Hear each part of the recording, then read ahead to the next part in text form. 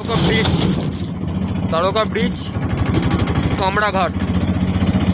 দেখুন দ্বারকা ব্রিজ, দেখুন আপনারা, আমাদের গাড়ি যাচ্ছে দ্বারকা ব্রিজ দিয়ে।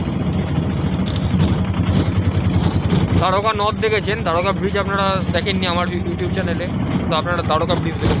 দ্বারকা ব্রিজ,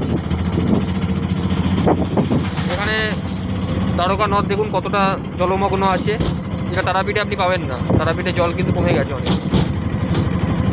সতী মায়ের ঘাট, বামদেব বাবার ঘাটে কিছুটা জল আছে, কিন্তু তারাপীঠ তোরণের বিপরীতে যে ঘাটটা নদ যাচ্ছে, কিন্তু সেখানে কিন্তু অতটা জল নেই।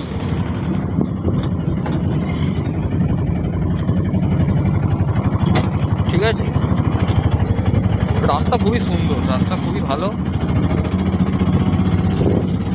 কোনো সিগন্যালিংয়ের ব্যবস্থা নেই, কোনো অতিরিক্ত যানবাহন নেই, সবাই যে যার মতো সুন্দরভাবে ডিসিপ্লিনভাবে গাড়ি চালাচ্ছে, কারোর সঙ্গে কারোর প্রতিযোগিতা নেই। একদম মনোমুগ্ধকর জায়গা,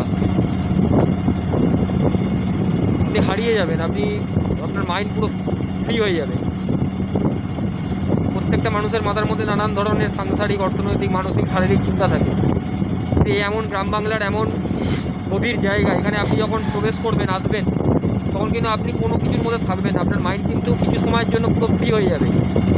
তখন আপনি আর প্রকৃতি, আপনি আর ঈশ্বর, আপনি আর পরিবেশ, এর মধ্যে আপনি জড়িয়ে যাবেন।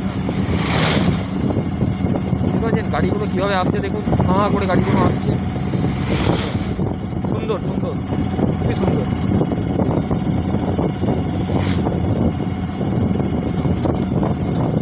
সবাই সবার ট্র্যাকে বেশ ভালোভাবে যাচ্ছে। অনেকদিন পরে ন্যানো দেখলাম, দেখলেন ন্যানো গাড়ি পাস করে চলে গেল।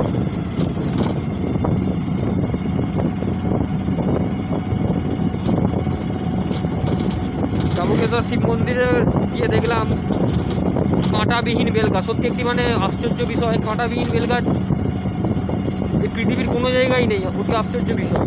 কী করে হয়েছে এটি, মানে ভগবানের দৈব লীলা ছাড়া কিছুই নয়। তো এখনও যে ঈশ্বর আছেন এটাই তার প্রমাণ। তবে আপনাদেরকে বেরোতে হবে, আপনাদেরকে ঘুরতে হবে, ঘরে বসে ঘুরতে পারবেন না, জানতে পারবেন না। অবশ্যই অনুভূতি করতে পারবেন হৃদয়ে, যদি মন যদি পরিষ্কার থাকে।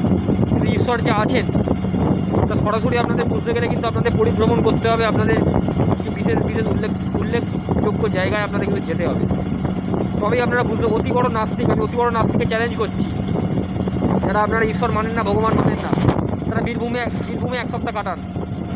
আপনারা যদি ঈশ্বর মানতে বাধ্য না হন, আমি আমার নাম বদলে দেবো, এটা আমার চ্যালেঞ্জ রইল, ওপেন চ্যালেঞ্জ। এত বড় আমি কথা বললাম।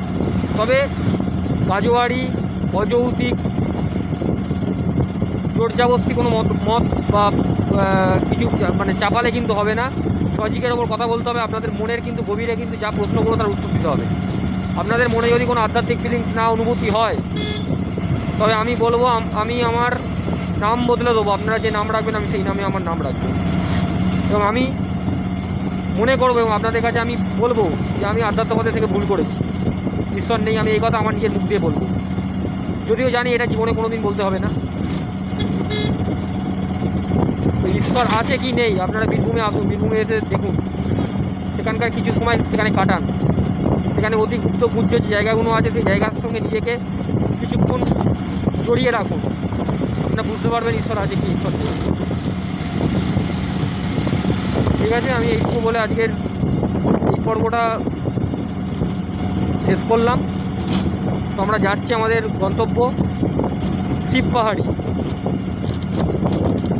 শিবপাহাড়ি নাম মনে হয় কোনো পাহাড় কেন্দ্রিক বা পাহাড়ের আশেপাশেই হয়তো বাবার মন্দির আছে, তাই হয়তো নাম শিবপাহাড়ি। তো জানি না, ওখানে গিয়ে ডিটেলস দেখবো, আপনাদের জানাবো কী আছে না আছে, ওখানকার কিছু ঘটনা, ওখানকার যদি সেবায়েত বা ঠাকুরমশাই যদি সহযোগিতা করে বা আমাদের জানাতে যদি উনি চান, অবশ্যই ওনার মুখ থেকে জানাবো। জানি না কীরকম কী পরিস্থিতি আছে, সব জায়গা তো সমান পরিস্থিতি হয় না। ঠিক আছে, ভালো থাকবেন সবাই।